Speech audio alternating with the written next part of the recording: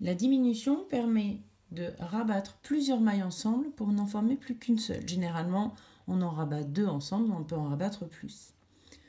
Il existe 2 types de diminutions, les diminutions invisibles et les diminutions visibles, classiques. Je vais d'abord vous montrer comment faire les diminutions invisibles qui sont mes préférées. Donc, pour faire une diminution invisible, je vais crocheter les 2 mailles qui suivent la maille dans laquelle je me trouve. Donc là, vous voyez, je venais de faire une maille serrée, et donc les 2 mailles suivantes, ce sont bien ces 2-là.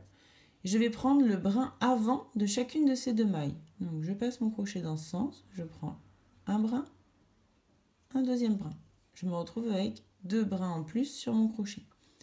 Je fais un jeté et je vais faire comme les mailles serrées classiques. Donc je ramène dans les 2 brins qui sont au bout de mon crochet. Un nouveau jeté et je ramène dans les 2 dernières boucles. Je viens de faire une diminution invisible.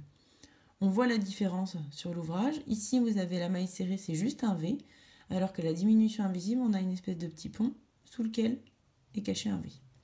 Donc je vous remonte la diminution invisible. Je vais crocheter les 2 mailles qui se trouvent après celles que je viens de crocheter. Je prends le brin avant de chacune de ces 2 mailles, donc la première, la deuxième. Je fais un jeté, je ramène dans les 2 premières boucles qui sont sur mon crochet, un nouveau jeté et je ramène dans les 2 dernières boucles. Je viens de faire une nouvelle diminution invisible. Nous allons maintenant voir comment réaliser une diminution classique. Comme pour la diminution invisible, nous allons travailler les 2 mailles qui suivent la maille que nous venons de crocheter. Donc ici, ça va être celle-ci et celle-ci, donc les 2 là. Donc je vais piquer sous la première maille qui est après la dernière maille crochetée. Et je prends cette fois les 2 brins. Je fais un jeté que je ramène devant. Je pique la suivante. Je passe cette fois aussi sous les 2 brins, un jeté que je ramène devant. Je me retrouve avec 3 boucles sur mon crochet. Je vais faire un dernier jeté que je ramène dans mes 3 boucles. 1, 2, 3.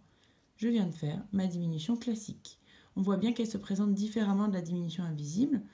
La diminution classique fait comme un petit nœud en dessous de la maille, ce qui n'est pas le cas de la diminution invisible.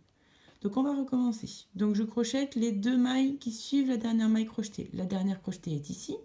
Donc les 2 suivantes sont là, ici et ici. Donc je pique sous la première, je fais un jeté que je ramène devant. Je pique sous la deuxième, je fais un jeté, je le ramène devant. J'ai donc mes 3 boucles sur mon crochet. Un dernier jeté que je ramène dans mes 1, 2 et 3 boucles. Je viens de faire ma diminution classique.